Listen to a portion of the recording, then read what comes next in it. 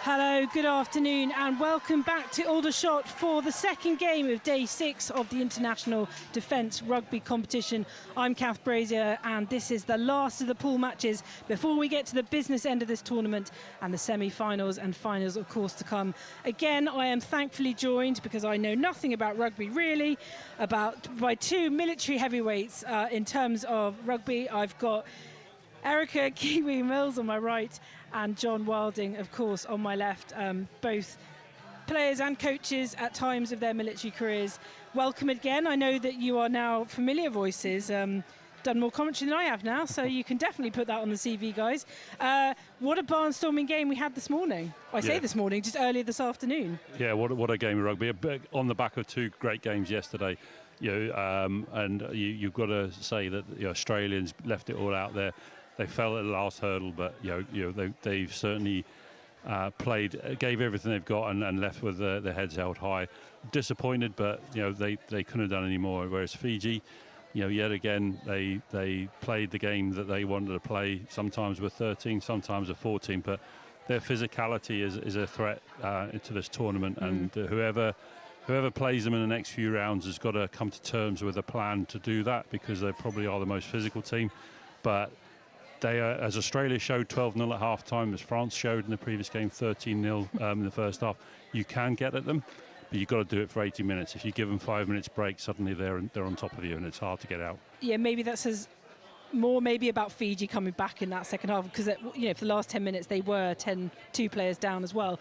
But Kiwi, what's your take? Because of course Australia would be gutted because it was Fiji that knocked them out 3 years ago in New Zealand, and they were so determined to get past that. But yet again, I know they could, if something happens in this game, Australia have a very slim chance of going through, but it looks more likely that France will be victorious. I don't want to sort of jinx anyone, but yeah, what's your take? I mean, pretty much the same as John's. They are a very physical side, and Australia in the end possibly just didn't have enough. Yeah, I managed to catch up with Sarah Riordan, one of the Australian players that came off injured, and kind of got her take on it, and I guess I'll just impart that, and almost echoes what John said there. But the Australians thought they could today. They genuinely started that game and continued with belief throughout. I think it was a few clinical errors that allowed Fiji back into the game. That's not to take away anything from Fiji and their attack and their flair, which we always see them play with.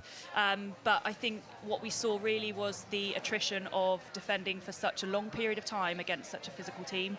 And for Fiji, we saw heart, we saw Fijian spirit, we saw Fijian flair, and that is incredibly hard to defend against. Yeah. It's hard to defend against a team who are clinical and you can almost guess what patterns of play they're going to play with. But with a skill set like the Fijian show today, they are absolutely I would say unstoppable in a lot of respects. And we've seen that from the results that they've put on the board. And like John said, whoever comes up against them in the next round, they will have to go about their business in a very unconventional way to beat them. Now, looking at Pool B with this earlier game in mind, of course, Fiji had already got through to the semi-finals a game early, so they topped the pool. Currently, Australia are there because they've played the 3 matches. So the machinations of this are basically France need to win against LooseHeadz. That's the very short version. And I would say on paper it certainly looks like they're capable of doing so. And of course they are the defending champions. But if they don't win, as long as they lose by less than 7 and score 4 tries, therefore getting the 2 bonus points, they will also remain in second place. So it looks more likely that it's going to be France going through with Fiji. And but I suppose the good way of the format of this tournament is the fact that there is still another game for everyone to play, because we've got all the playoffs as well. Yeah, and France are very focused on. I just chatted to their team manager, who I knew from the last World Cup. They're very focused. They're very disappointed with their performance against Fiji, but they're also well aware that this LooseHeadz team is arguably the best LooseHeadz team that's been in this tournament. With a backline of some international calibre, so they're well aware that this is no gimme. They're very focused, but they're proud champions and they want to stay that way. So Vodafone LooseHeadz in red then, and we've got the French team in white and blue, and we are going to have a 1-minute silence here in memory of a LooseHeadz men's player, Neil Paddy Patterson, who lost his life last week. Of one of the LooseHeadz community, Neil Paddy Patterson.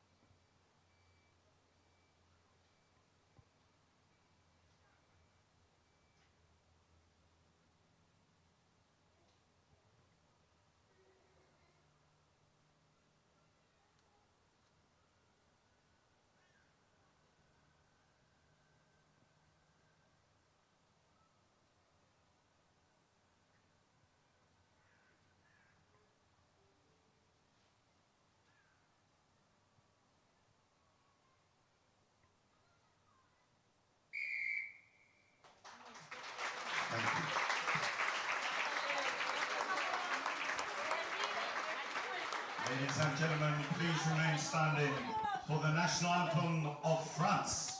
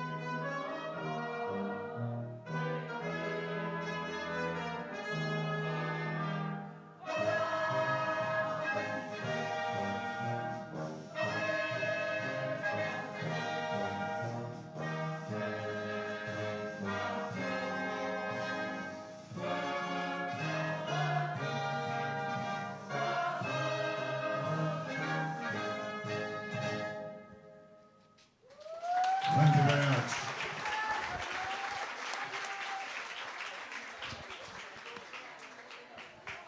So, like I said, the final pool game of this tournament as we get to the business end of the International Defence Rugby competition. It is the Vodafone LooseHeadz in red up against France, the reigning champions, of course, in blue and white.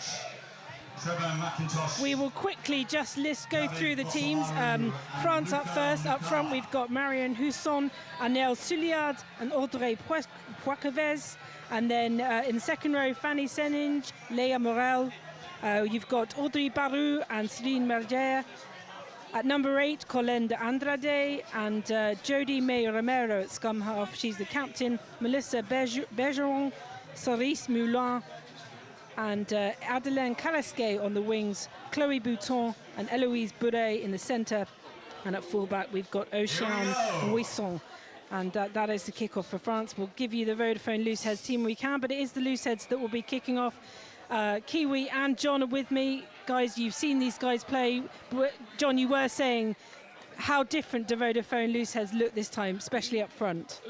Well, no, especially at the back line. The back line. So there's Fionn Lewis at scrum half. She's a Welsh international. Wow. So there's, and what's her name? Waterman is Woodman. Sorry, there's a GB7. Woodman, yes. So there's a few other players in there of notable calibre. But personally, for me, the Sam Page who's come back in from the first game. She played really well against the Fijians, especially as a carrier up front. And I think the French will look to try and target them up front. But Sam will definitely give a good account of herself. And Kiwi, what can you recall on the French side? I mean, very French in the way they played, quite clinical, but of course, very tight game against Australia. Yeah, France will always bring a ferocious, borderline, dirty physical game. Oh, all right. But within the laws, they're always up for it. They're tenacious, and whether that's the French Defence Force or the French national team, you see a similar style of play, hugely physical up front, but actually the French backline are extremely sharp. We always see them, or we have seen them in the warm-up, running some very clinical drills. Ooh. One of which nearly came off then, had it gone to hands. But but wonderfully handled, given that wasn't a knock-on, and she just played a nice bit of football there.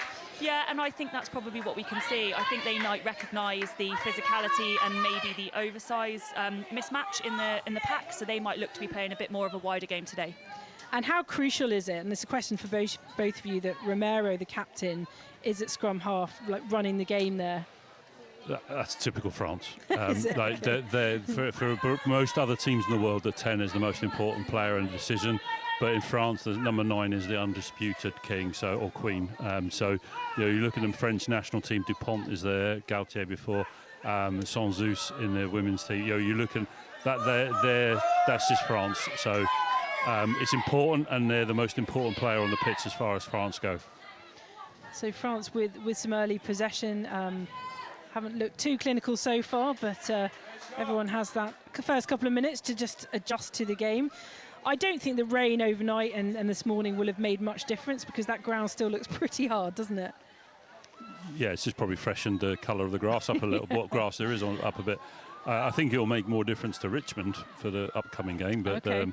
But for here, where that just hasn't made any difference, and it's certainly not wet anymore. So the sun that was here took the dew away. So great ball out to their left wing here for France, but that is dropped.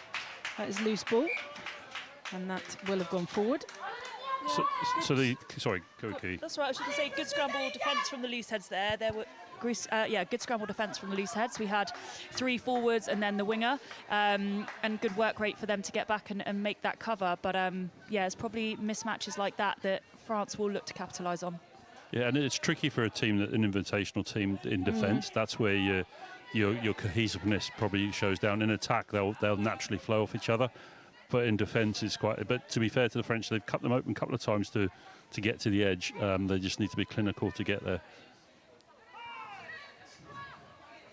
So, if France go on to win this, they will be the likely opponents of the UK Armed Forces in the semi-finals.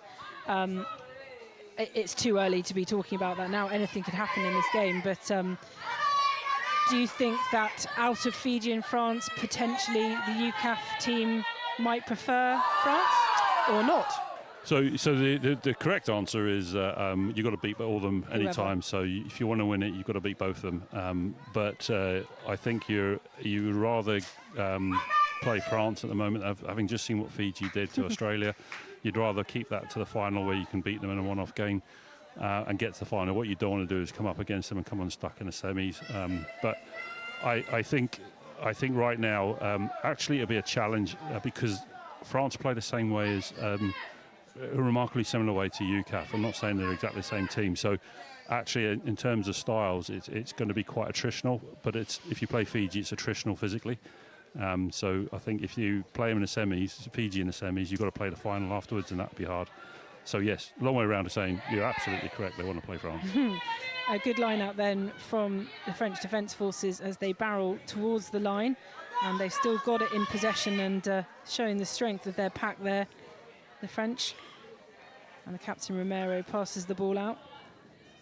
Oh, and cut through underneath. A really low try there from Cyrine Magère, one of the flankers, and she's doing a little celebration dance.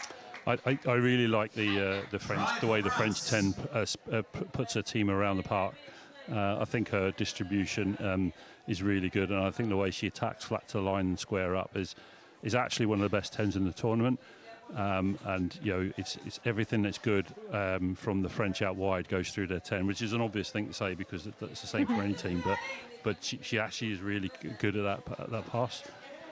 Yeah, and the observation you made there, John, about an invitational side coming together and that disconnect being there in the defence. Sadly, we just saw that there too, like maybe a bit of miscommunication between two of the players.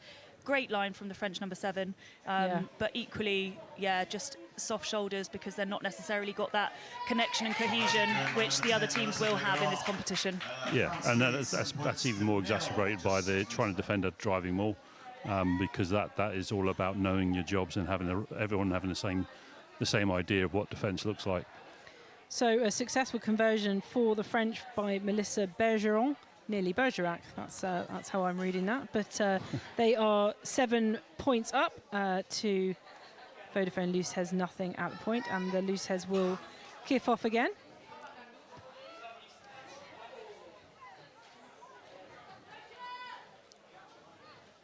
Yeah, so good to, I'm sure, for any French nerves, if there were any, to get a score on the board. And there are definitely French nerves because they've still got a job to do. Until it's done, they'll be nervous. Oh, lovely run here by their wing again, Cerise Moulin. Yeah, and if you remember the Australian game, the wingers really were potent attackers there, and you know you can tell that the French believe getting the ball to the wingers is going to be successful for them. What I would say about that is they're probably right, but that's what actually worked against them against Fiji. So it just proves that you need to adapt your styles to play against the different teams in front of you. But you know, I think the French wingers are arguably some of the best in the tournament. Cerise Moulin then with the second score, and we're only 7.5 minutes into this game up against the Vodafone LooseHeadz, of course, and. I know, given the game we had earlier today, it means nothing really what you score in the first half, but French definitely giving themselves every advantage here as Bergeron goes for her second conversion. A slightly wider out than she was before. But well, that's a lovely kick. LooseHeadz needs to get hold of the ball and just have some pressure, possession themselves and show what they're about. Because they have shown what they can do if they do get the ball, 100%. But actually they've just struggled to get that possession. And you know, that's either just a little bit of inaccuracy amongst themselves or really good French play as well. So you know, they just need to get hold of the ball and go through some phases and use some of their undoubted attacking talent to show what they can do, and from there, you know, anything can happen. Yeah, and the fix from there is simple. You don't let the rugby ball bounce. That will be a communication thing, I think. Doesn't matter whether you're newly together or not. That is 101 of rugby, because you will get punished by sides. By any side, I guess. Yeah, exactly. So 14 points, a try, 2 tries and 2 conversions to the French side, and Vodafone LooseHeadz back in possession. But how long can they keep it against this very well drilled and sleek French side? And I mean, no. It was disappointing that we couldn't have an 8th military team that take partners, but you know, Vodafone LooseHeadz, and you were talking about the international they've got on the side, they are a very welcome attendant to this, and because they were unknown, it's really good for teams to go up against someone that they have no idea who they're going to be playing. Absolutely, and the other thing I'd say is that they're a completely civilian organisation, and they've entered a Defence World Cup, and if you think about the broader thing about the military tournament and rugby and whatever, they've got a different appreciation now of service rugby worldwide and what it means to various people to play for their services, and you know, that can only be a positive thing, you know, going forward. But good for forces recruitment for rugby. Well, you know, some of them are saying, you know, this isn't this great. This is your job. So you know, it can't hurt. It can't hurt if it's, you know, reputationally or, you know, and again, you know, to attract people of the calibre that you LooseHeadz have got in this team, the word out there must be positive. So, you know, as I said, as Kiwi said earlier, like, you know, the word's got out there, and it's a tournament people want to play in. Yeah, we've also, like, when you bring in the likes of Fionn Lewis, of which we've seen some of her class and her experience early on, you know that people want a piece of the action. A competition that has got a bad reputation wouldn't attract that kind of talent. As Vodafone LooseHeadz win their own line-outer, but I don't think they've made any meters on that. Very strong French defence. And it is a put in the scrum for the ladies in red. But they've shown that they've got up driving more, which means that the French can't relax at line-out. So, and you know, but for a little bit of inaccuracy, that line-out was working really well. You know, again, that now puts their potent back line on the front foot from line-out, because the defence has to hold for either the drive and not fly in the face of the back line. So, you know, again, it's good play by, and all they need to do is just live down here for a while, hold on to the ball, and see what they can do. Hannah Thornhill here in the number 14 shirt for Vodafone LooseHeadz. She's got wheels, hasn't she? She's definitely featured in this tournament so far. And never given up. That's what I like about her. Is no matter what's happening, she never gives up. And there she is, receiving the ball, but she's got 3 on her immediately and is pushed back. Yeah, that's great scrum defence from France there. Both the blind side and the 8 really quick to get off the scrum, and yeah, overmatched Thornhill on the turnover edge. as well. That's back row defence reminiscent of you, Kiwi. I try not to labour on it too much, but it was credit where credit's due. Yeah, absolutely. And you know that it's crucial when you first time the opposition get in your 22 and they've got a attacking set piece. They're fully focused on trying to get their best moves out, and if you can snuff that out and then get back up the park, it not only deflates their opposition but lifts you guys, and you know, those little things are unseen in rugby, but they're so important. So it's another Vodafone LooseHeadz line out. It's Ellie Smales who will do the honours. And like John said only moments ago, they have shown they've got the driving more. But yes, good take from the ladies in red there. I think that was a bit of a mistake, to be honest, but still ended up in their possession. So yeah, it wasn't what was planned. It wasn't what was planned. Not on the script, but works actually, out anyway. Yeah, they've still got possession, and it's probably just turnover again. She says.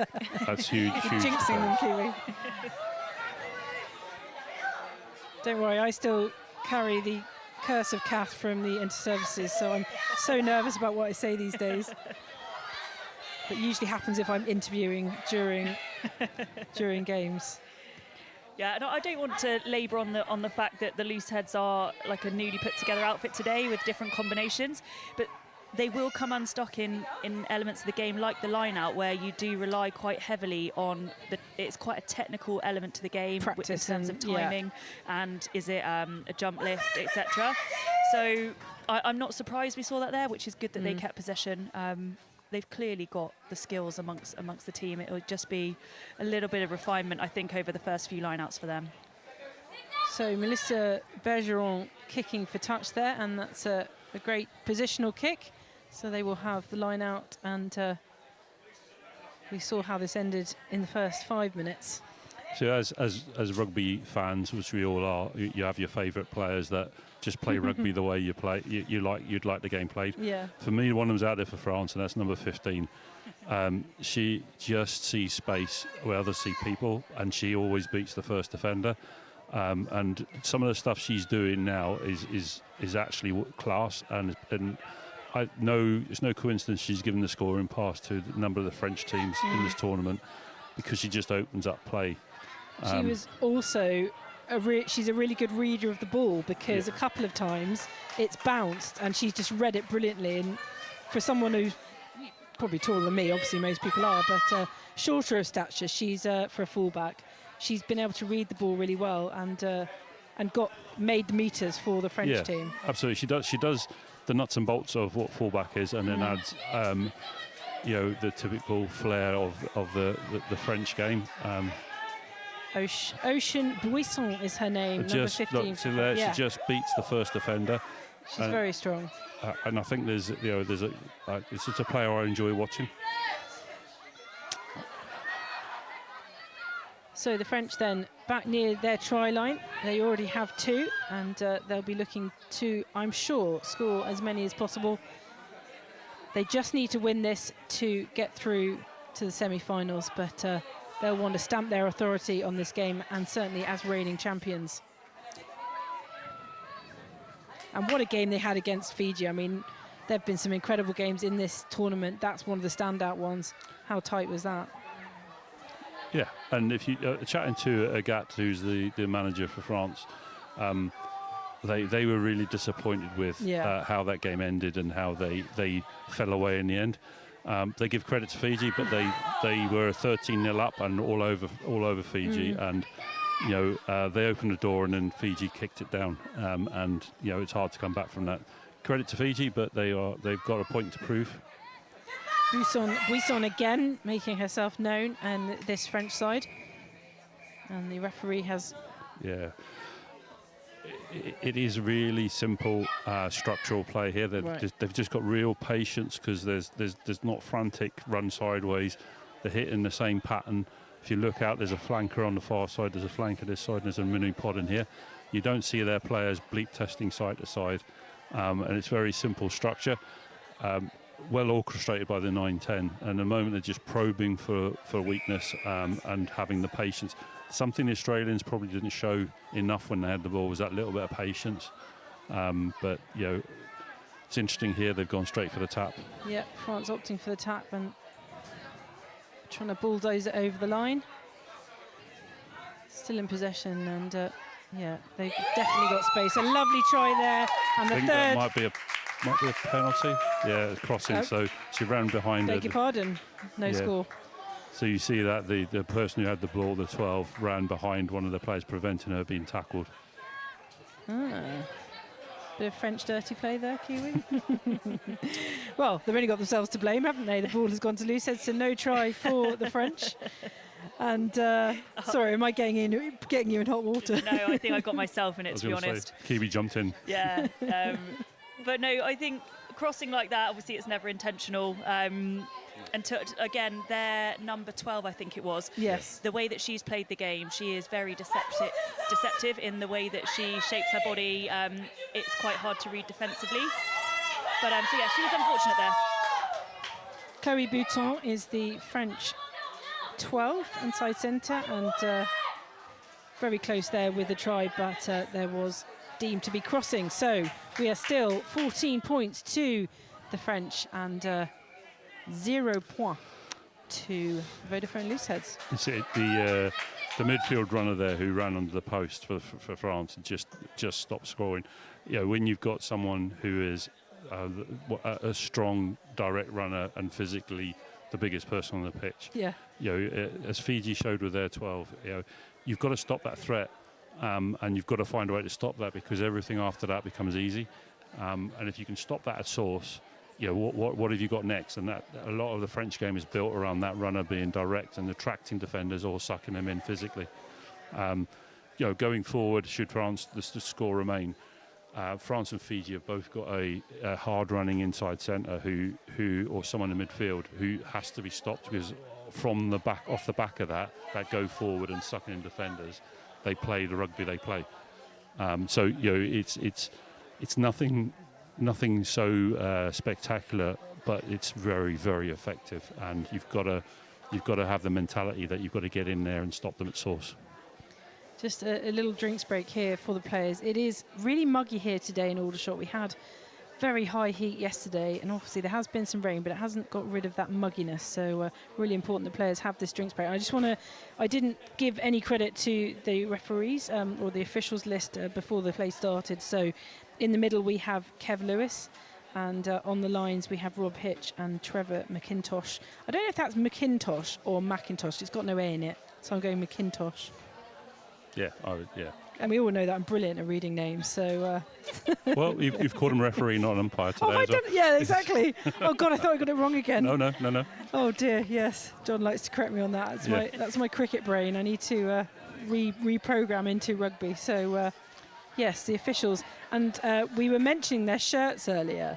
They've got every country represented that's taking part in this IDRC. Lovely pink, obviously it stands out, and got every country represented. So they're probably the best dressed people here, I reckon. I think it's a great shirt. It is great. Do you want one, John? I do. Brilliant. I do, there you go. Yeah, I look good in pink. It says you. Brilliant. Well, you've worn every colour, I think, so far in the commentary duties, so that's good. So the Looseheads then in possession, but they've got a long way to go. Yeah, They've got the pace to do it, though. Yeah, and good line-out success from the Looseheads. Like I said, it would only take a couple for them to refine that line-out success, and then hitting a really nice flat ball into the centres. So yeah, yes. Starting to see a few of the Vodafone Looseheads phases strung together now. Okay. I think they won't be phased by where they are on the pitch. They're not going to kick away ball. When they get it, they're going to run it. And that's kind of their philosophy. But actually, when you've got the team they've got out wide, if you can create space, then that's exactly what they want to do. But then if you've got a kicker who can kick you up to halfway from your 22, you'll take that as well. So we are first quarter down here at Aldershot. So the second day here at Aldershot, we've seen some brilliant rugby over the last couple of days. It's really done some justice to the international defence rugby competition and all the teams taking part here as we get towards the business end of the tournament. And of course, those games are only going to get tighter. A fortunate drop there, but it went backwards from the Looseheads. You touched on it earlier, Kath, and I think of all the invitational sides that you could have in this tournament, I think the fact that the Looseheads have filled the last slot, giving what they stand for and what the charity does, I think it's a really special side to have involved in this tournament. And we had this minute silence just before the game started for one of their men's players who sadly lost his life last week. And I mean, that says everything, because they'll be putting their bodies on the line for their men's team and for their colleagues at the club. Yeah, and I think it kind of echoes through the military ethos and defence ethos, to be honest. So hugely special game for them. Whether or not they knew the person, it does connect you. We know that through our military experience, and I'm sure there's players that are taking their kind of why with them onto the field. But yeah, mental health, it is nothing to be shied away from. So they stand for really clear, important messaging in rugby and in the wider world. So a good scrum there, but the French have picked it up. And I think there's a bit of questioning there to Kev Lewis, but he said it was all good, and some great speed and dynamism from the French, and it's there finally for their third try over, and that is 19 points to the good now from the French. That's interpretation and gamble that the ball's out from the scrum half, the captain. But her vision in actually passing back, every coach would tell you don't pass over the top of the forwards who are coming in, but actually she had the skill and the confidence to pull that off, and from there it was an easy try. But you've got to play to the referee, and that ball was out according to the referee from the scrum. Play on. Yeah, I mean, there was questioning from Vodafone, but by questioning it, they're delaying the play, and you asked the ref at the end of it. Yeah, Baru was gone. So but she, her pass there was, arguably there's not many other nines who would think of making that pass. They probably kicked for the corner because she was on her own. But it was a really good pass, aware of where the threat was, and who was there. So you have to say it's a great finish from the 13, because there's some pace out on that Looseheads team, and she showed a clean pair of heels. And Bergeron with 3 from 3, putting her side 21 points, 3 converted tries to the good. And it is the defending champions, the French Defence Forces, who are in front here after 23 minutes. 21 points to nothing. with Romero as well, she's dual code. We played against her in the Sevens IDRC, so I think even though there's obviously less people, more space, you can play a more visionary game, and you do look up to see where those gaps are a bit more in Sevens. So I think she's bringing her experience from that code as well into this game, and we've just seen product of it there. Here's a question for you. Cross code seems to work better in the women's game. It seems to be more transferable than it does in the men's game. When you say cross code, are you talking sevens? If you've got, sevens, or league. Actually league as well, but there seems to be more of a mix of sevens, league or union in the women's game than there. But is that just where the women's game is? I'm talking generally, not just in the military side. I know there has been crossover in the men's game, but maybe the games are, I don't know, it feels like the games are slightly more different, but they're not. We know they're the If same we're talking about league and union, I'll do the first bit, Kiwi, you can talk about seven. You talk about league and union, they are now completely different games. Yeah. There are benefits to the soul, but if you just look at the tackle in league, it's if you did a rugby league tackle in union, you'd be off the pitch soon, you know it. So and from what that does, but also as soon as the tackle's made, the defence has to retreat 10 metres, which gives you time in attack. You don't get that in union. Conversely, you have to, in league, you have to break down a flat line defence. That's why a lot of the defence coaches in union are from a league background. Right, yeah. If you look at the British Lions coach, Andy Farrell, exactly. comes from a league background. So there's a lot of transference in stuff. Simon Middleton, coached England in the last World Cup as a rugby league coach. But actually the games are starting to go away. Where I think union can learn a lot from league is in the kicking game. I think the league kickers, and I'm talking about attacking kicks, not kick for distance like the grubbers and the chips over the top. I think they can do that really well. But if you look at players like Beth Dainton. Well, I was going to use her as a example. If you're playing for Wales a month ago, and 100%. If you're a Welsh international union and a Welsh international league, you can play both sports. Primarily because she's a supreme athlete and a good ball handler. But it's not necessarily. I personally, I think it's easier to play from union to league than to come into a key decision-making position. What do you feel about sevens? I think there's a lot of transferable skills like there is from league to union, from sevens into 15s, and you will see a lot of crossover. The skill set that you require in sevens are the fundamentals of rugby, but you're exploited a lot more easily in sevens, and so you do see a lot of players come across inevitably into the back line. We saw it with New Zealand in the World Cup in 2022 in New Zealand. Yep. They brought a lot of their sevens back, players back, and the flair and the skill set that they bring was clearly better than the other available backs to them at that time. And I think it's a combination of players' choice. They are two very different games in terms of earning that space as opposed to exploiting that space is there and it being a bit more readily available. So I think that's why we see elite teams more so bring some of their players back. So after a very good patch of work from the Looseheads, the French have won the ball back or stolen the ball back. It's a good patient attack though, isn't it? Yes, brilliant. And again, they're using that right wing and pace there, and another try for France. It's just that's just a lesson in patience. They could have made the break or stride for the break a couple of times, but they took the break down, made an offside line, and made the Looseheads honour that breakdown, and then have just worked the space out wide. So their centre, Eloise Boré. Eloise, lovely name.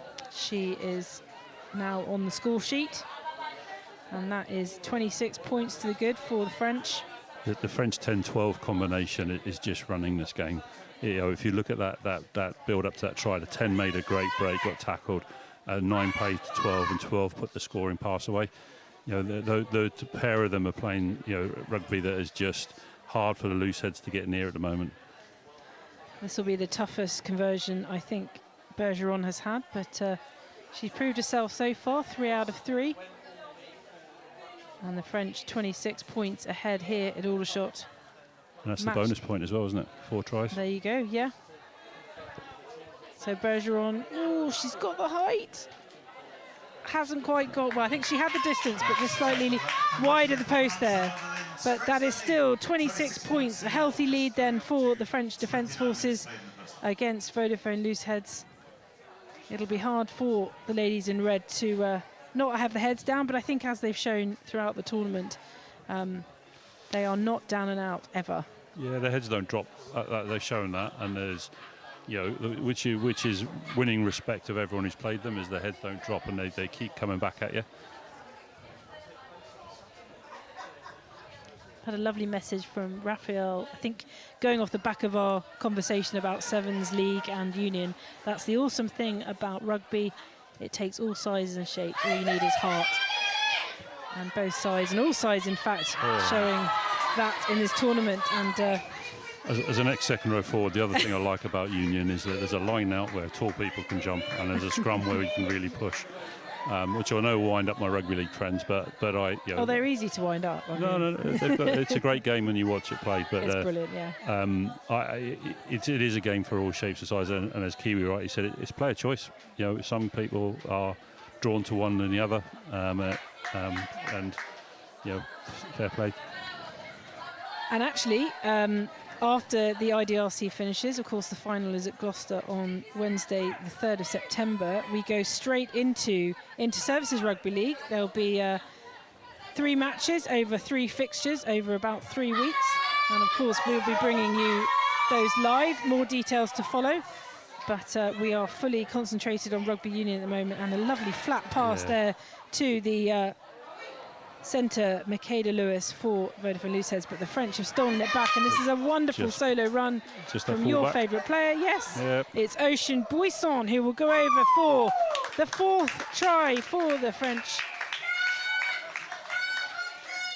5th try, sorry, my apologies. They've already got the bonus point for the 4, and that was Ocean Buisson again for the French.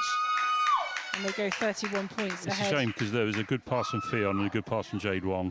That was lovely. And just lost possession, but it was a great read from the outside centre and an offload to the fullback, and there's no stopping her from there. But Fionn under pressure got a great pass away to Jade Wong. They just need that to look after the ball, and if they can look after the ball, those two can do some damage. So Bergeron with another successful conversion. That's 4 from 5, and it is 33 points to 0 for the French Defence Forces. And how difficult is it as defending champions? They'll be going through second in their group if things stay as they are. Do you think they'll be pleased with that, or do you think really you were talking, both of you, about the French coach, and really they were sort of angry with themselves for letting that game against Fiji go? Yeah, they were the team that knocked out Fiji in the last World Cup. Yeah. And they're more angered at themselves for not playing the game and continuing playing the game that they started playing. So yeah, they're not pleased with the way that game turned out, but they're looking to right some wrongs here, and also players are playing for selection in the next round should they get through. So they still have to win this game. Looks like that's going to be, but I think the uncomfortable feeling they didn't like is that it wasn't all in their own hands, because Australia had beat Fiji, then there's things. So they're now so more dedicated, playing with a bit more confidence. Yeah. But also it's in our hands now. We've got to do it. So Fionn Lewis, a lovely take from Jade Wong here in the deep, and they've made a lot of metres here at Vodafone LooseHeadz. The French penalised and pushed back 10 metres as well. So we've got scrum here for the LooseHeadz, and Fionn Lewis with the put-in.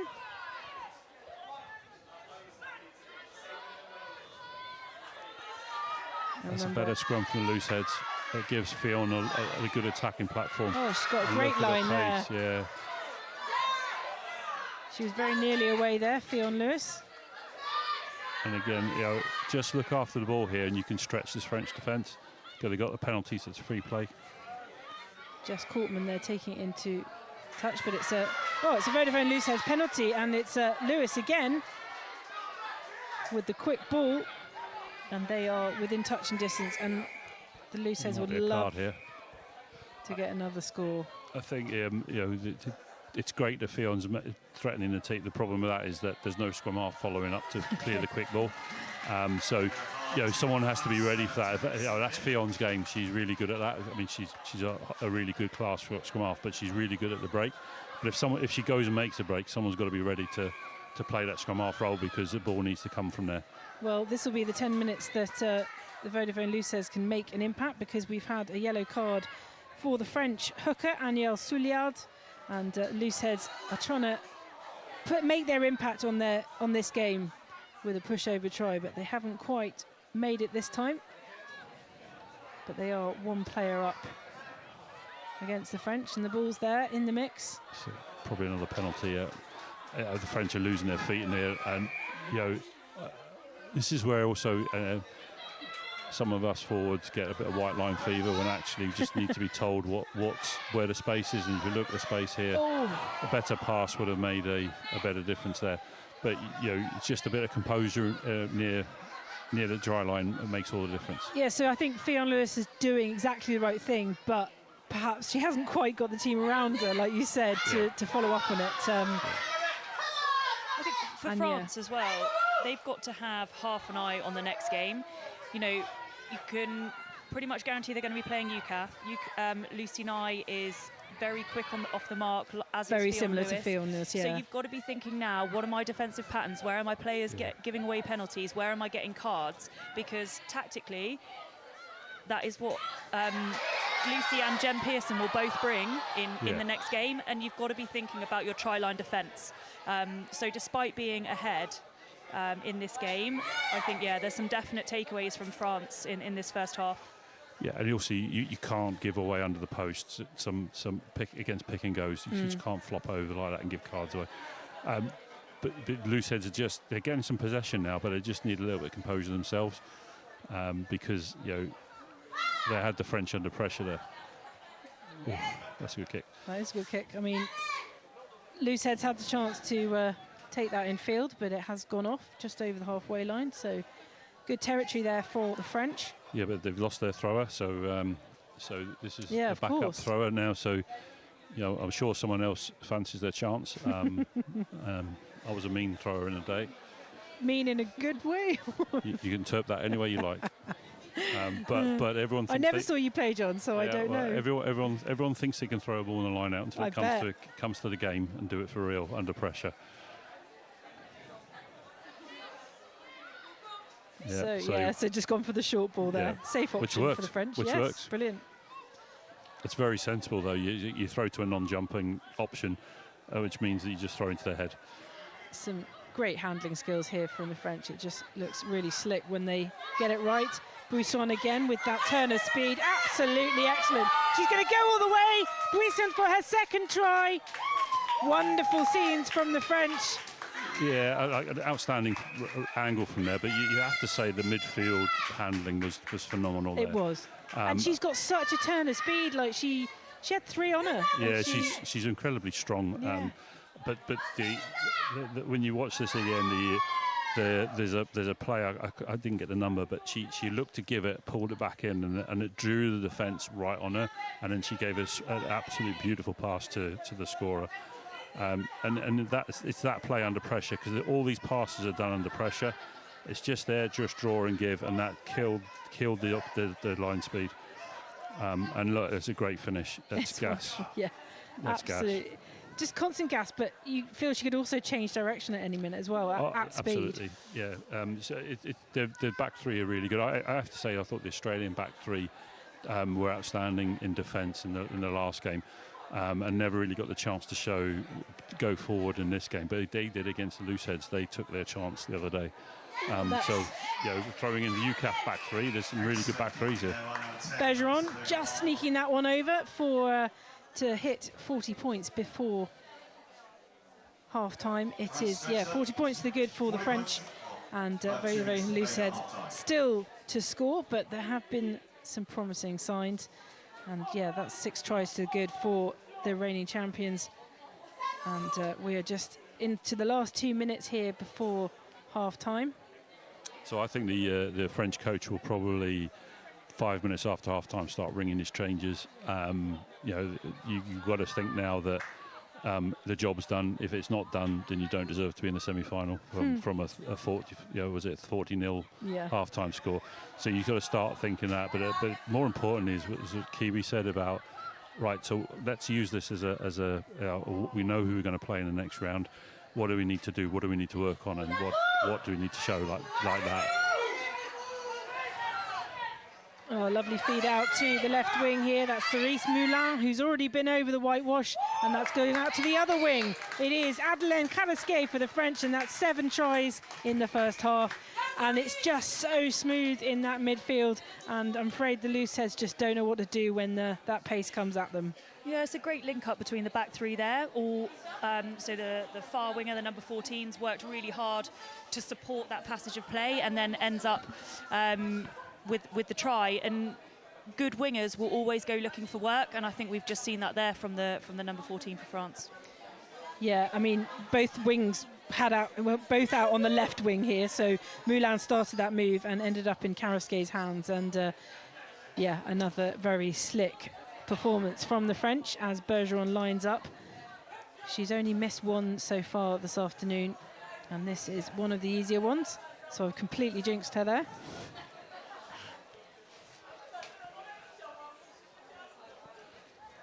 But I mean, just on goal kicking alone, you know, that's a good effort. Her. But you know, in a semi-final coming up, you've got Bergeron kicking against Daisy, likely to be Daisy Fahy. 2 of the best kickers in the tournament. You know, actually out of hand and at goal. So there's a lot to whet our appetite going forward. From here, I think Looseheads just need to simplify the game a little bit. They've got some really good halfbacks and they've got some pace out wide, but they're just not linking it together. Just simplify the game plan, whereas France just probably don't relax, give it 10 more minutes, and then let's bring the changes. So a very strong first half from the defending champions, the French. They are 45 points to the good, and Vodafone Looseheads is still to get on that scoreboard. Kiwi, a quick summation from you before we go to some halftime highlights. Yeah, I think France have played exactly how we expected them to. They've utilised the pace and the precision in their back line, but that's not gone without the forwards working really hard up front to create that space. I wouldn't say there isn't room for improvement, because there always is, and yeah, I would be looking to the next game now to make those fixes, particularly with discipline and in defence. And for the Looseheads, just regroup, go back to a more simplistic game of rugby, because each individual player in that squad has a very good skill set. So if nothing else, rely on that individual basic skill set, and just try and get a bit of cohesive play together in the second half. Well, thanks again to John Wilding and Erica Mills, who are here with me with all their rugby knowledge. We are going to come back after a quick break for the second half here. But first, we're going to look at the highlights from the earlier game today in Pool B, where Fiji were playing Australia, and this one is breathtaking. She's at the lightning pace, and she's going to go through and score the try. And that is a fantastic try. Scrumming down then, with the put in from the Australian scrum half, Terry Ellis. Good work from the Australians. Now can they break on this right-hand side? This is a fantastic move forward. And a chance for a try for Australia. And charging through for them is their number 10, Maddie Matthews from Townsville, the fly half. They back themselves more, and there's no other side in the tournament who thrives on momentum more than they do. This is exactly what Australia needs to do. So here we have the drive then for Australia. Pushing nearer and nearer to the line. And are they over? It should be a penalty try. Yeah. It is a penalty try to Australia. It should be also a card as well. The referees awarded a penalty try, which is an automatic conversion, 7 points. Australia has combined severe pressure there. You're in the wrong job here, John. Should be donning that pink shirt. I look good in pink. But you know, you could just see that they would launch the front people, as I said before in the last line out. That leaves about 3 or 4 people marking a whole defence initially, and if you don't sack it, and they get the build like Australia did there really well, then it's virtually impossible to stop legally. So when you come in from the side like that, you're giving the referee no option, because that definitely was going to be a score. It's a pile of bodies there. Not quite sure who's under it. I think he's going. I think there could be a card here. No. Being brought back. It's another Fijian penalty. They'll take it quickly. They can sense the chance here. Oh, and you really felt that one. And that was the captain there under Yolanda Forsyth. And Fiji have the try. Well, just trying to see who's underneath it. She's got the try, and the chance then for the extras for Fiji, then for Riwi. She puts it over, and suddenly it becomes 7 points to 12 in favour of Australia. They work so hard for each other.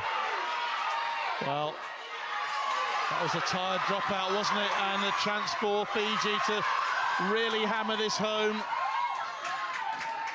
But again, scramble defence by Australia, and they're there. If Fiji can get a bit, they're in. And they are over. It's another try for Fiji, and it was number 12 who got it. It was Vivi Siskwana who has brought Fiji back into this at 12-all. Australia hanging on for dear life here. It's still 12-all. It's still level, but and they're over.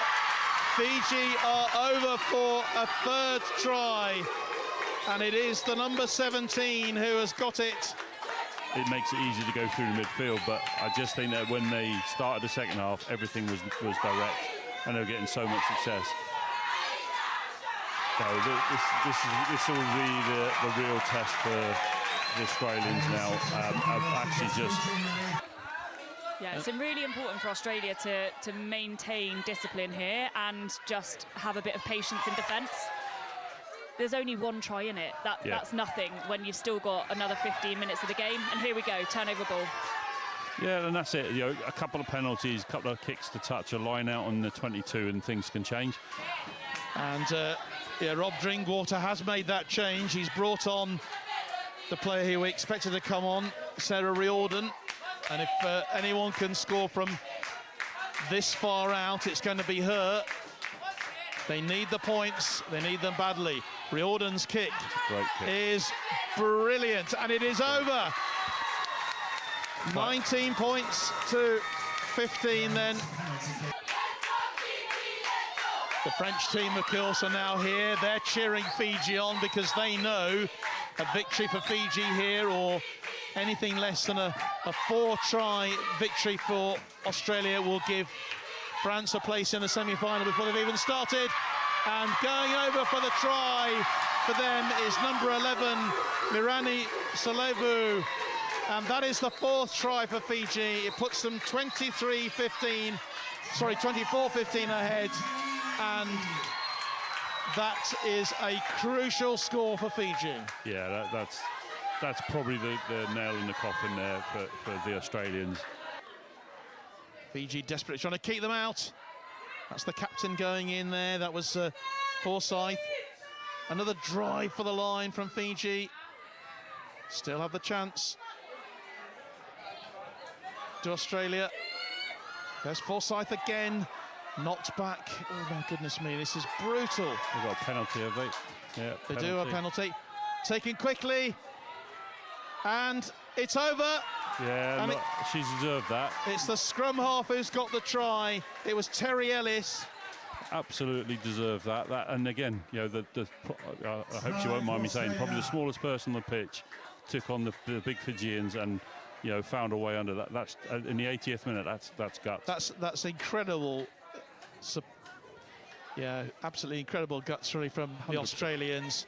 And they will have the conversion to bring it back to 26-22, and that guarantees them a losing bonus point. Not what they would have wanted, but my goodness me, they put a shift in, haven't they? Both these teams today. Yeah, we knew we were going to see a hugely physical encounter, and we have seen exactly that. And I imagine we've got more to come of that in the next match at 4 o'clock. But the heart that both of these teams have played with, I would argue you see it more from a team that's on the defending side, slightly more, in which in this case it's been Australia. You have to just find that little bit more about you to turn up and do the basics well. And despite the scoreline, they did do that. And it's a big and it's a tall ask for any team to be on the back foot like that. But great game, huge heart, and obviously Fiji with the result. She's at the lightning pace, and she's going to go through and score the try. And that is a fantastic try. Welcome back to Aldershot, the Army Rugby Stadium, of course, here, a very familiar ground for any of you who have watched military rugby in the past. And they have put on a fantastic 2 days of rugby here for the International Defence Rugby Competition. As we welcome back to the pitch the French National Defence Forces, and they are on 45, and they'll be followed up by Vodafone LooseHeadz, who are yet to score. There's a lot of support for LooseHeadz on our BFBS Forces News YouTube channel, saying they deserve to have scored, but because they're a unit that potentially don't play together very much, even though they've got a couple of stars in there. But I tell you what, the heads are still high, and as Kiwi put out there so earnestly earlier, the message of why they're playing and why the LooseHeadz exists is very much underlined here. So, and we're very grateful, of course, that they have stepped up to be the 8th team as we go into the second half here with the French, the defending champions, 45 points to the good. And just a reminder, of course, that France need to win this fixture so that they can go second in the group and go through to the semi-finals, where they will potentially meet the UK Armed Forces. And I like, Kiwi, a lot of your and John to a certain extent as well, but a lot of your commentary is taken from the perspective of someone, how UCAF will be looking at them and how they'll be looking at the French as a potential next opponent. Yeah, I think so. UCAF will definitely be analysing this game, but it works both ways, doesn't it? France now have an opportunity in this second half to try some things. I imagine the coaches will have already analysed UK Armed Forces and seen, do we want to try and adapt a sort of style of play that we want to try and echo at the weekend? That's what I would be thinking in terms of coaching and looking ahead to the next fixture. Likewise, there'll be a lot of analysis done on how France typically play their game.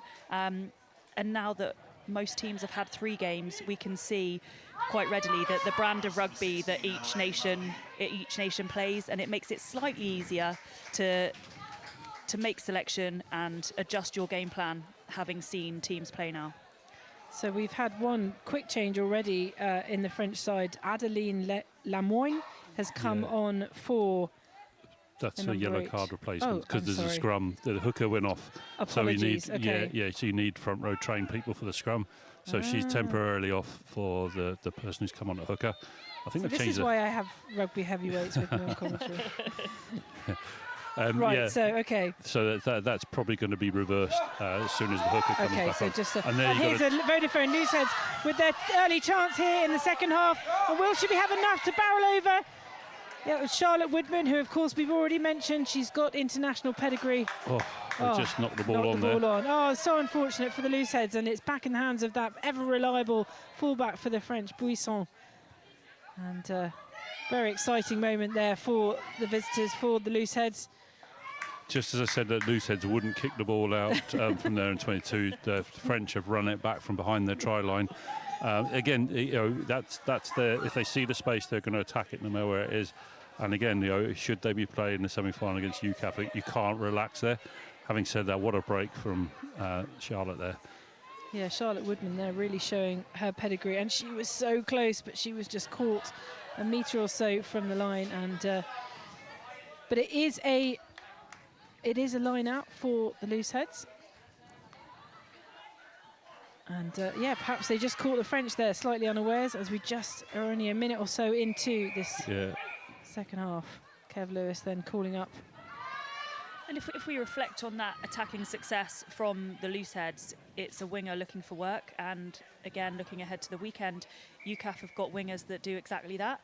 So another area of identification from the French to see how they're going to counter that when they inevitably come up against UCAF at the weekend. Yes, I think if we were betting people, which I'm sure we're not, I think we'd be putting that this result as going the way of the French, because they've built up such a substantial lead with 7 tries in the first half. But Looseheads never count them out.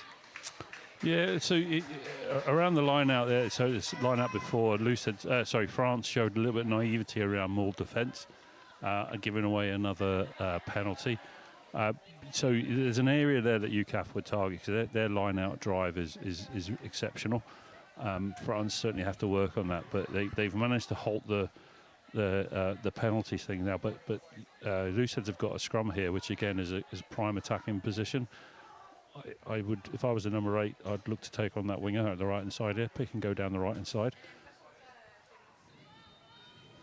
Yeah, because effectively you're only taking on the blindside flanker as well in defence at the minute. So it's just identifying those gaps, playing intelligently, and trying to get on the scoreboard for Looseheads.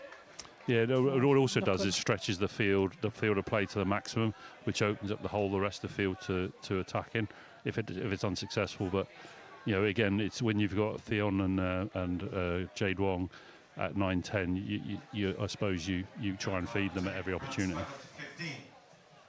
Yeah, so France back to their original 15 with the yellow card coming to an end.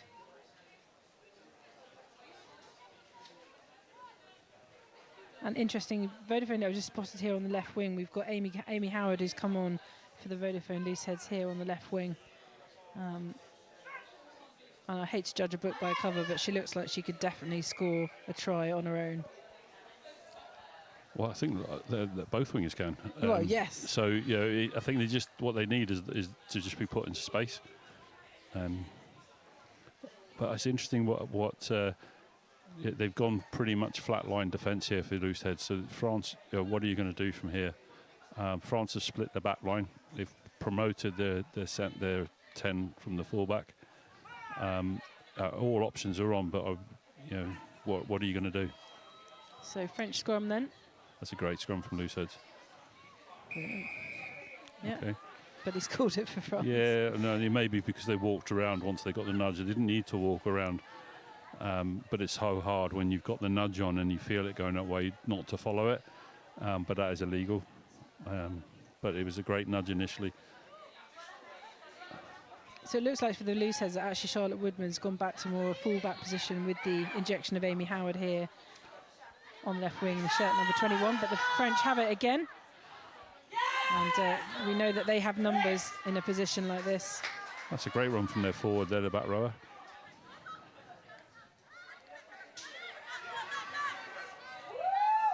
Carrasquet calling for it on the right wing here. Oh, could have been earlier ball there for the French.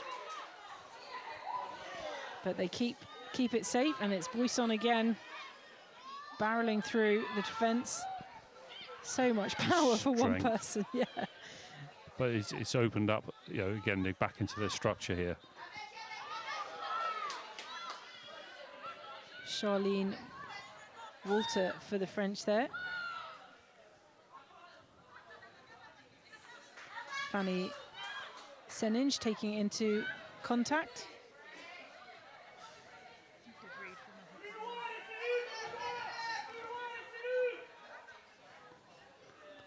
The French then. Yeah, so slow ball. What are you going to do with it? And this is arguably, what most teams will do is pick and go. The difference maker is Fiji. You would just barrel it up and suck in defenders. That's slow ball, so they sucked all their forwards in and pick and went. You just can't roll. Once you're on the floor, when being tackled, you've got to release the ball. You can't roll forward. So yes, not a perfect. Very well kept in. Oh, she's been called off there. That's really unfortunate. It was brilliantly handled by the French fly half. Bergeron there, but she was deemed in touch by the line judge. So the coach is making some changes. I think he's changed the starting front row now, and is bringing on a back rower. Marie Hamon coming on for the French then. I think given where we are on the pitch now, we can't ignore LooseHeadz' defensive efforts there. They 100%. were really patient in defence and a bit more connected than we might have seen in parts in the first half.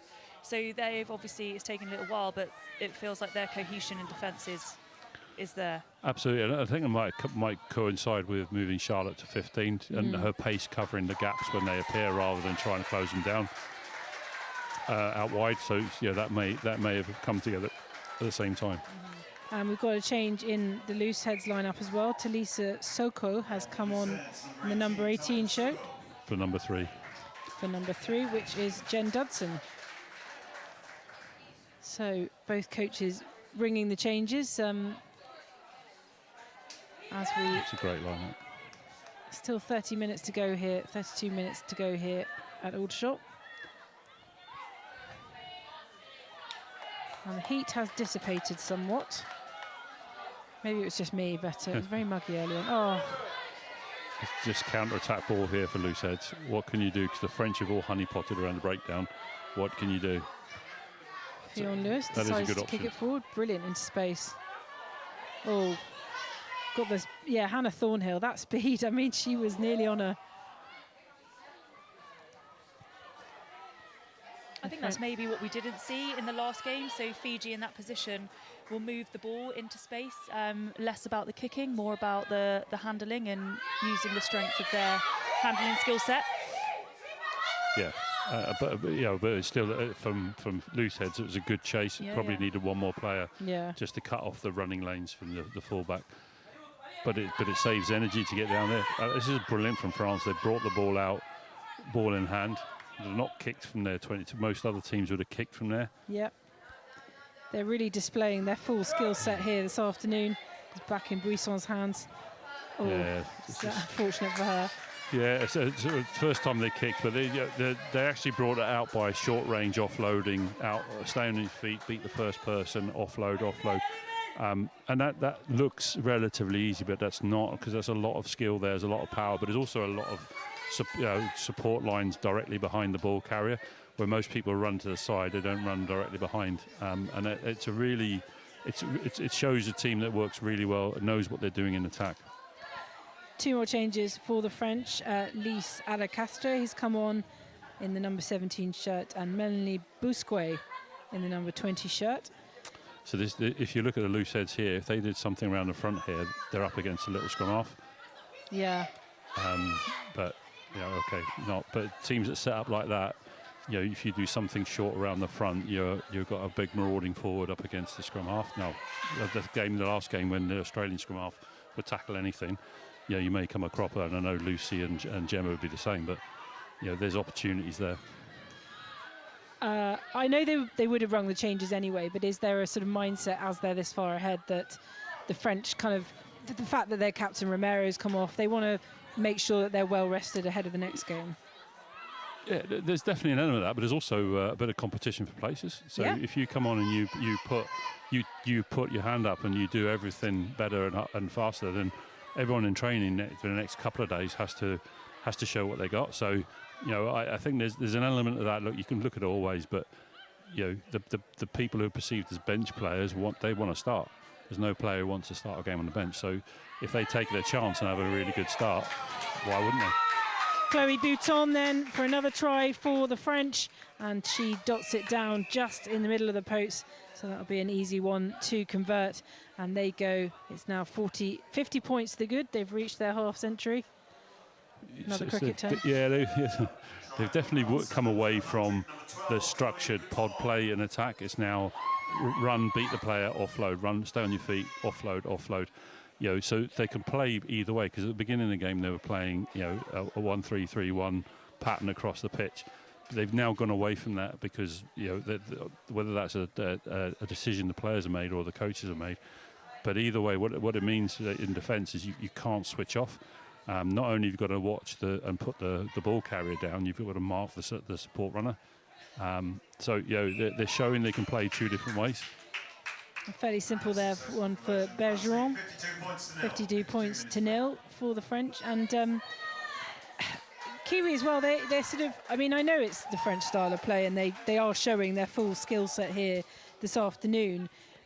But is it a defensive mistake from the Looseheads when you see the French so easily sort of sliding through that defence? Is it because they're not used to having, getting their defence in the right place for those kind of moves? Probably not at this stage in the game. I was actually observing the number 21, is it Amy Howard? Yes.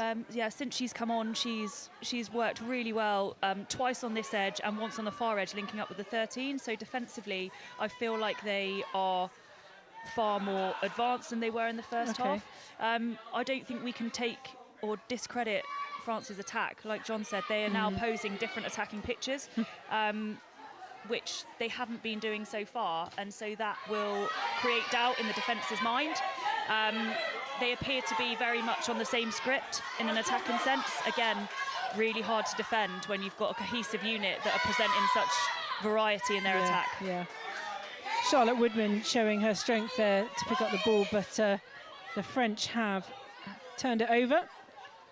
It was a lovely wing on wing, although I know that Woodman has gone to a full-back position, but we had Karasque, well, chasing down the ball at full speed, but Woodman picked it up and tried to keep it for her team. But in the end, that led to a French turnover, and we've got French ball again over on the left wing, and it's that one again. Buisson sliding through the defence, and she's going to beat Woodman for another try for the French, and that is 57 points to the good, and they're really running away with it now.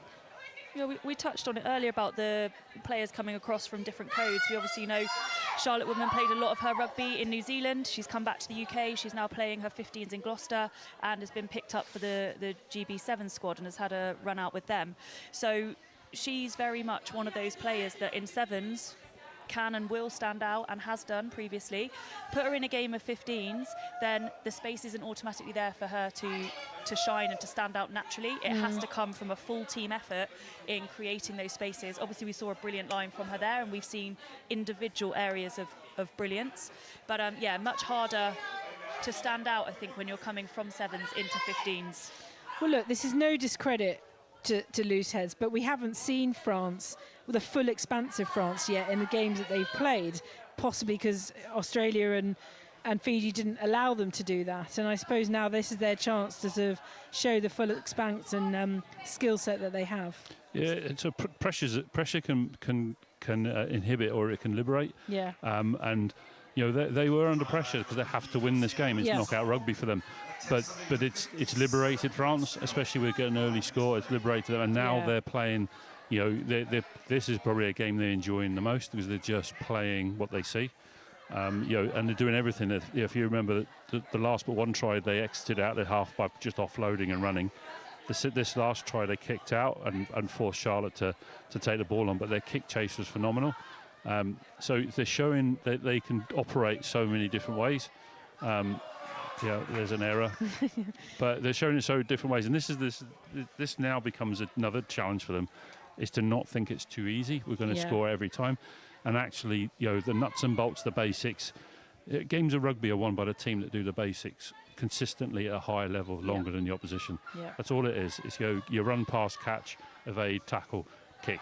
You do them better than the opposition for longer, you'll win the game. So when you think it's easy and you're going to score from everywhere and you do easy little errors like that feed you. And if you look at every game Fiji's played, all they need is this. There's opportunity here. They take the opportunity, bang, bang, bang, suddenly the momentum is exactly. So that's the sort of thing that coaches will jump on and try and remind people that you've got to play the game and search for the perfect game. So a knock-on by the French Defence Forces has brought the Looseheads back into the game. But great turnover again by the French, just knowing exactly where to hit and what the rules are. And we've got sunshine here at Aldershot. It's been a bit overcast and muggy, but the sun is out, and it's certainly certainly shining on the French at the moment. And another fairly basic mistake there, but picked up by LooseHeadz. By one of their better players, that Bougeron, but you know they've just got to. It's just that. But that could be that's in their heads. They've already won. Yeah, absolutely. And look, we've all been in games like this where mentally you just switch off their maximum effort. You dial it down to 95 maybe, but that can let the opposition in, and suddenly. Arguably UCAF did that yesterday, but the Zambian took it. All you got to do is open a door, and some teams will kick it down. If you keep the door shut and you keep your standards high, then it's very hard for them to get momentum back. If you let them in, some teams can kick the door down for you. Now you brought it up, John. So Kiwi, we know that you've spoken to Huddy after that Zambia game. We knew Zambia were going to be a handful, but what was the feedback from that game?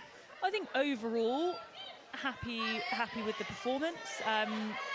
She alluded to the fact and was quite happy that she had so much depth in the squad that there hasn't been continuity of players.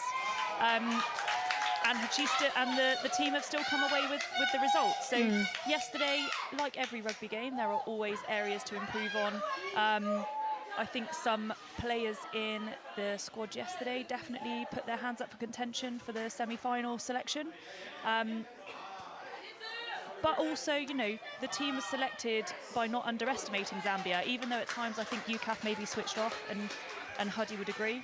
There were definitely some really good phases of play and some really good clinical rugby played yesterday that they'll be looking to capitalise on and take into the France game. I think the other thing is sometimes who you've played previously and the calibre of that game can have a residual effect into your next game. So France are, 57 points ahead now against a really willing and physical LooseHeadz side. Coming off the back of UCAF's game yesterday, physical in a different way, clinical in a different way. Yeah. So, two very different results. I know there's still 20 minutes to play, but that can also affect going into the weekend. So it's also a saying UCAF have played 3 games, scored all the points, got maximum points from each game, not picked up an injury and won them all. And arguably, that yesterday, whatever would you think of yesterday, and they still won a game, well, and they'll go into the semi-final full of confidence, but knowing that if they don't play their best game, it's going to be a hard game for them. So I think they're in a great position, and in the emotion of the game yesterday, maybe there's some people commenting this side and the other. I wouldn't swap anything from where UCAF is, because I think they're in a great position. Well, we're all armchair rugby fans, and obviously you guys know a lot more than us. And I saw a certain Jade Mullen. She was disguised as a dog walker earlier, watching the Fiji play.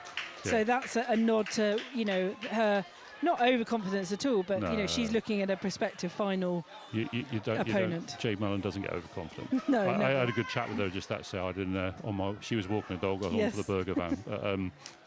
She's as the French, I'm sorry, John, have just popped over for another try, and that's Elise Bourret scoring again for the French. And do you know what? I've lost count, but it is now 62 points to the good for the French. But yes, back to Jade and her dog. Yeah, look, she agrees with everything that she says there. But as the group says, what was yesterday. What comes on Saturday will be a different fare, not only in the opposition but also UCAF. And they're really confident. What I'd say is that's Bougeron off, and you have to say that she's run this game along with the scrum half, exceptionally well. Varied their attack, varied how they drove the team up and down the pitch. An accomplished performance from their halfbacks, just what you want. And her kick-in has been pretty good too. France then with another conversion, successfully slotted over, so they are 64 points to the good, and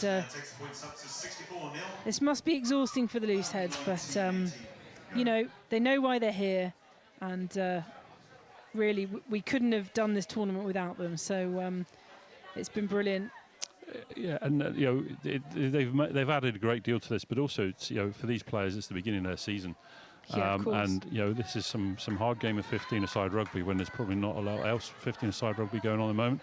So they'll all value that. And again, as we said earlier, you don't get the calibre of the players that have come along to this and volunteered their time in August without them wanting to be involved. So, you know, credit to them, as you say, but it's a good thing all round.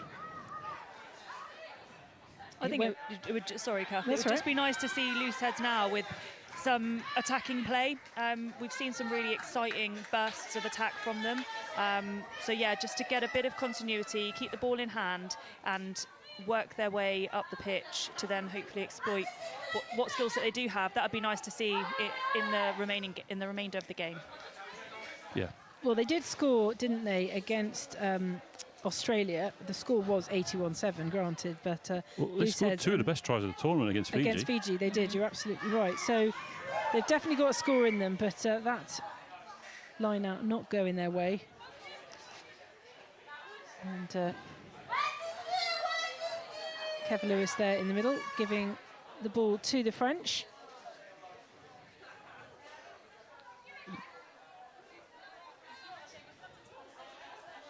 And they're going to kick to touch. Oh, going straight for the medical staff.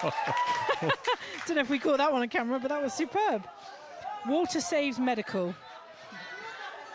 Well done, France.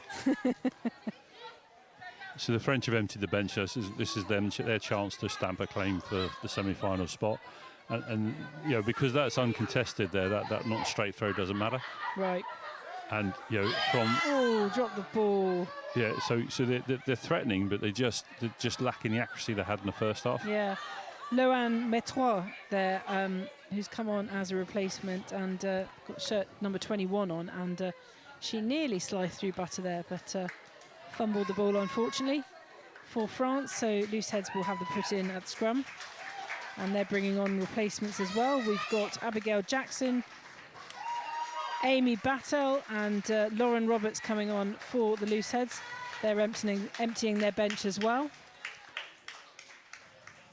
Yeah, we've definitely seen an increase in error count from the French in the second half. Could be for numerous reasons, but that would be something that both teams ahead of the weekend will be keeping an eye on.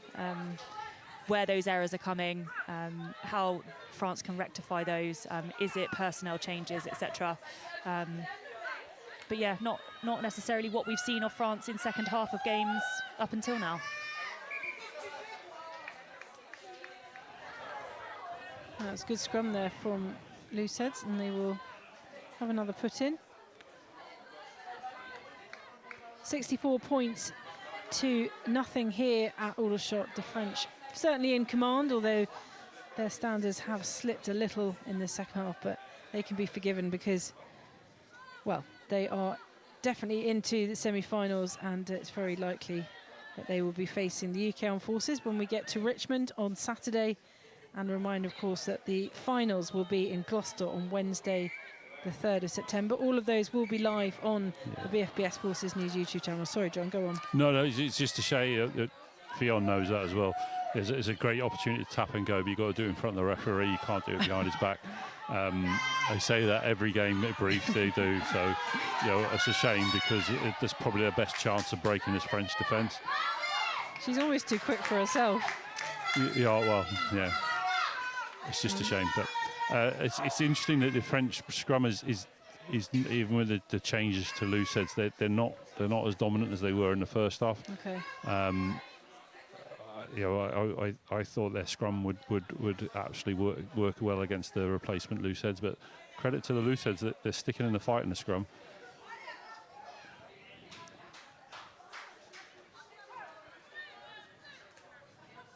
I think it's Melanie Bousquet who's come on as the replacement scrum half. So yeah, it's moving that French team around. Yeah, as I say. So I think the French reserve front row are not as dominant and as technically dominant as the starting front row. Something where I know Sarah Batley and Becky Wilson and Sophie Benevent would will look at notice, yes. LooseHeadz then given another opportunity as they slowly creep forwards here against the French, and they would love to score, just get themselves on the scoreboard. But reliable hands there A sea of blue taking on the red runners. Yeah, you can see that France's defence there are well spaced out and covering the ground and the options that the Looseheads are presenting.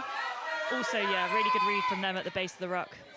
Yeah, you can't play the 9 within the metre, and there you go. That's what Fion's wanted all day. Exactly, just give me some space. Yeah. She's definitely made a few metres there for Vodafone Looseheads, and this is one of the best opportunities they've had all game. So they just need to keep it neat and keep the ball. It's a great pass for Jade Wong there. Lovely, yeah. Now they just need a bit of patience because they're getting go forward. Don't try for the miracle offload. Fion kicks a drubber forward, but it's picked up by France, and another chance gone by the Looseheads. But they're thinking in the right way, and Jade Wong will pick this up.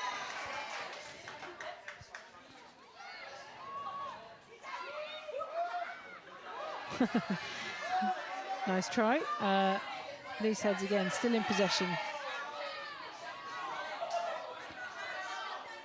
Oh, but France again. Great turnover.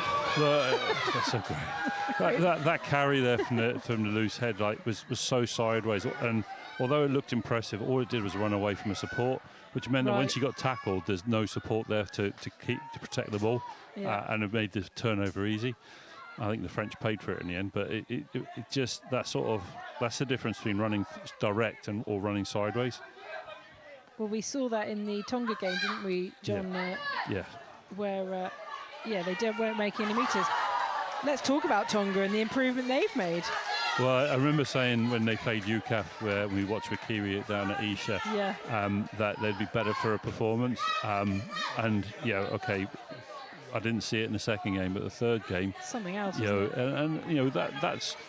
That's probably a little bit of pride. That's probably a little bit of we're here and we've got a last chance to shine, and what we've got to lose. And it's amazing how that takes all the pressure off.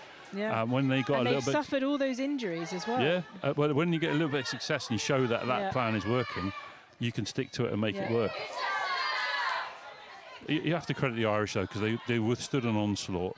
The whole crowd was cheering on Tonga, but they came back and won well. So you have to credit them, but Tonga won everyone's hearts yesterday. Yeah, it was absolutely brilliant. And we did hear about 24 hours before that they potentially had so many injuries. There was a concern that they couldn't finish the tournament. So they absolutely blew us away on that day. But the Irish, of course, eventually getting through second in the group to the UK Armed Forces. And at this rate, it looks like they will face Fiji in the semi-finals in Richmond. And no one came off that pitch without a smile on the Tonga team. Yeah, no matter they lost, but they knew what they'd done, and they have no regrets, and they've won the respect of everyone who was here and privileged to witness it. As I would say, just as the Zambians did. Yes, first time. Obviously, Tonga have been involved before. Zambia hadn't been, and they've lit the tournament up, really, haven't they? Yeah, I think what Zambia have demonstrated is their pure talent, pure physicality, pure belief, and they've definitely shaken the Pool A fixtures up. It does make you wonder what would have happened if they could have made it here for that first match. That's no disrespect to the Irish, but you just think how different that Pool A could have looked if Zambia had been able to play that first match. Yeah, I think it would have been probably a similar game to yesterday in a lot of respects. But yeah, like you say, first game of the tournament, results can go either way. Yeah. So it would have been good to see, but having only played 2 games and to see them come together like they did yesterday, and obviously make that comeback against the UK Armed Forces, it was a huge credit and testament to their squad. Well, Zambia, of course, recommended by the Americans to enter this tournament because they couldn't make it, and they have been a welcome addition, as Vodafone Looseheads again are sniffing at their try line, and the French having to work on their defence and being made to work really hard as the Looseheads look for their first score in this match. It is 64 points to the French. What I've really liked about France throughout this game is their ruck selection, and what I mean by that is they've been very select in when they do and don't. Oh, sorry to interrupt, Kiwi, but that's a score for the Vodafone Looseheads. And they're going to love that. There you go, see, it was always never in doubt, was it, eh? Number 20, Lauren Roberts, we're thinking. Yeah, she certainly picked up the ball. And Lauren had it there. It came out to 17. Just watching a replay here for... There's a little bit of patience as well from LooseHeadz, what we're crying out for. But they're going to ruck for support. Oh no, not 20. There's a lot of phases here, but it is 20. Yeah, it's Lauren Roberts who goes up in the end. Number 20, Lauren Roberts. Congratulations then to the LooseHeadz who've got themselves on the scoreboard in the 72nd minute. And they haven't been able to add a conversion, but that is 5 points to the ladies in red, 64 to France. Very unlikely that they will be able to come back from this, but that says a lot about where the French, they wouldn't have wanted them to score. You know, No. They would have wanted to keep a clean sheet because, you know, they've got so far ahead, and that would have been probably another, maybe at half time, you know, don't let them score because you need to work on your defence. And the Vodafone LooseHeadz have got through. As a coach who's used this tactic in the past, you probably you show that you're disappointed you let them score, but actually deep down you know now that you've got some film evidence to show to the team that why they need to work on this, that and the other for what's coming in later on. So yes, you will be disappointed they've scored, but it gives you, because you've got a big game coming up very soon, it gives you a reason as to why we need to work on stuff. Kiwi, I interrupted you a few minutes ago for that score. I can't remember what you were saying. I was just commending the French in their defensive efforts with how intelligent they've been around the ruck. Okay. They consistently have made very good decisions about when to compete at the ruck and when to counter ruck and when to leave it and have numbers on their feet. Probably disproved actually by the fact that there were a couple of people who challenged for the ball in that area of the park when really France could have benefited with them having feet on the ground and in a body position good to challenge the runners. But yeah, largely really impressed with their ruck selection. Yeah, for the majority of this match here, yes, just a very short line out there for LooseHeadz, but there is a feeling that French in their heads have definitely won this game, but LooseHeadz are not going to let them go without a fight. Well, there might be a card here, and I think this is where the bench that's emptied early have got some good game time, but they're not dominating the game as the starting team did, and that's where something that the French would have to definitely work on, because it'll take an 80-minute performance to get to the final, and then an 80-minute performance to win the final. So you know what's coming, and you need to be better in the latter half of the game than you were in the first. As good as you were in the first. And it's just things like the line speed here. Yeah. It's ones and twos. It's not a group. So that was Lise Adacastre going off for the French, and that means they will be down to 14 as Amy Howard uses all of her strength to get the LooseHeadz within 5 metres of their try line. And of course, the French are now down one and will be down one player for the rest of the game. And the LooseHeadz may well have another unfortunate wayward pass there from LooseHeadz, and that was a waste. But that's good defence. Oh, great defence. Bit of 50-50 of ball handling there.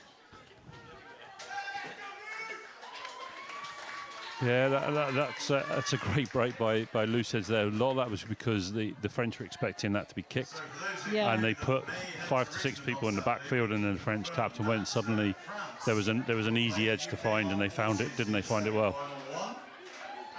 It was Amy Howard who made that break, and I could see that she was going to make an impact, and yeah, she just needed 5 more metres, and she would have crossed. Yeah, I think the back threes for LooseHeadz have got some incredible pace, and if you give them a soft edge like France did, you know, they'll exploit it. You do have to say that the French still collar them in the corner, and there's a scramble defence there that's working well. probably better than their actual main line of defence, which is not coming up as a line as it was in the first half. 64 points then to the French, and a lonely, solitary try for the Vodafone Looseheads, but they're doing their very best in this last 5 minutes to see what they can get out of the game. In fact, last 3 minutes, my apologies. And, also on Friday, if you want to go to Guildford, not far away, about 25 minutes drive to be exact. And they've Fionn Lewis there, probably going to take a tap and run here. Well, It's a scrum, going into scrum. If the number 8 doesn't pick this ball up, I think there's a good chance Fionn will go, if not to loop Jade or just take it on herself. Okay. She's got Isabel Likis out here on the left wing, and also Gio Gray. But plenty of options, and of course Amy Howard, I'm sure, hovering on the right there for another barnstorming run.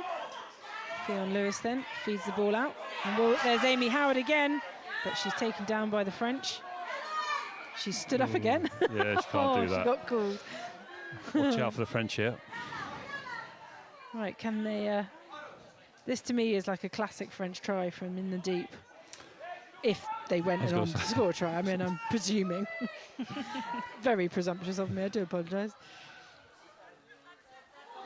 Again, that's just adding another dimension to their attack.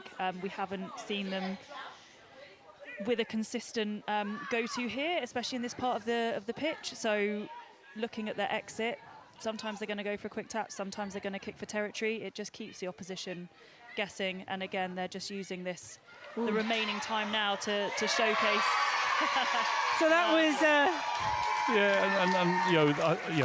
if this was a 10-12 scoreline into the French, they would have exited there, I think. But I agree with you, Kiwi, and I think they're testing that if you've got to win, you've got one player of the game to go, and you've got to go length of the pitch. How would you do it? There's a lot of pride in the Looseheads team, and that charge down shows it. But I think the kick, the initial tap and go for the penalty made some yards. They just lost a lot of focus about what they're going to do next. So try scored there by Jade Wong, and I think it was her charge down as well. Yeah, good player, Jade. Yeah, she's definitely made an impression here. Yeah, gets the charge down and takes the ball straight over. So a brilliant try there for the Looseheads. And we could see it coming. The French, of course, are only 14 players for the last 10 minutes, but that's now called full-time. And the Looseheads finishing the game with a flourish. They get 12 points, but it is a resounding win for the French military here at Aldershot. And I think Kiwi and John, we kind of saw it coming. We've seen what Vodafone Looseheads can do. But we knew that the French, as defending champions, and from what we've seen so far in the tournament, they're very capable, and like we said, showed every skill that they have in the box in that 80 minutes. And as we get to the business end, who could call it, that last four? Yeah, I think we have seen the only real surprise we've seen from France is their variety. They haven't been in positions within the previous fixtures where they can show other elements of their game that aren't necessarily their absolute DNA. We've seen very much their structured style of play up until now. So today it was good to see that variety, and something which we didn't necessarily expect we'd see. And from Looseheads, is being here, being part of the occasion, playing some really good phases of physical defence, showcasing some really good skill sets. I think it's just evident that some of these teams have now been together for 3, 4, 5 weeks and had previous fixtures coming into this game. But absolute credit to them, and like I said, the messaging around why they are here and what the Looseheads charity stands for couldn't be more poignant. And John, your summation, and it's been great to have you and Kiwi. And of course, we've had Freddie on the commentary as well. And all the best to Cy Hunter and, of course, John Knighton, who's been brilliant on commentary for the last few weeks. We've had a lot of voices, but you've seen a lot of games. You guys have seen all of these teams in action. And like I said, it's hard to call. And the French, do they look like defending champions? Do they look like someone who could win again, possibly at their best? They will face, of course, the UK Armed Forces, and then Fiji will take on the Irish. Yeah, I mean, I think the French first half performance was, well, their starting team and their gun team was really impressive, and they, you saw that how the Looseheads grew into the game when the French emptied their bench. That they're not a bad side, so France put them away and put them away well. So look, they can take on any team, and they've had the chastening effect of leading a game against Fiji and then losing. Don't underestimate what that does to a team to show resolve, who are champions. They've got the players to do it, and they've got the style to do it. I would say that their bench didn't take the game on from where it should have done. So there's a question mark about the full 80-minute performance. But we'll see. I think UCAF are licking their lips at the thought of taking on France here, because they've got the ability to take what France give them and score more points, but they have to play. They have to play for the full 80 minutes, and they have to do the basics well. They've got the flair players to do it. They've got the game plan to do it, and that's all well and good. As for the other fixture, I think Ireland will take a lot of confidence from yesterday. For all intents and purposes, 10-15 minutes ago they were down and out, and they came back and won well. That's the sort of spirit and performance they need to show against Fiji, but they'll have to step up their physicality. They can't let Fiji get as rampant as Tonga did on them in the beginning of the second half. Otherwise, it will be difficult to come back from. But they've done it. They did it against Tonga, so why can't they do it against Fiji? And that's what I think. There'll still be two great games for the semi-finals. Definitely. And so those Cup semi-finals are coming up this Saturday at Richmond.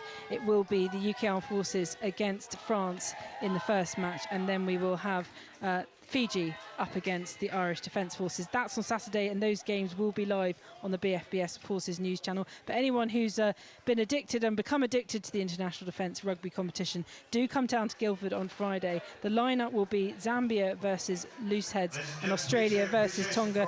That Australian-Tonga game will be first, and Zambia versus Loosehead, and that will be in the plate playoffs. So do come to Guildford on Friday if you want to follow up. But for now, from Erica Mills, better known as Kiwi, of course, and John Wilding, I nearly called you John Knighton. I'm getting very confused here on a Tuesday afternoon. Thank you so much. We'll see you again for the semi-finals and the finals. And to all of you out there who've been watching, thank you again. Do stay with us. We've had a barnstorming tournament so far, and there's plenty more to come.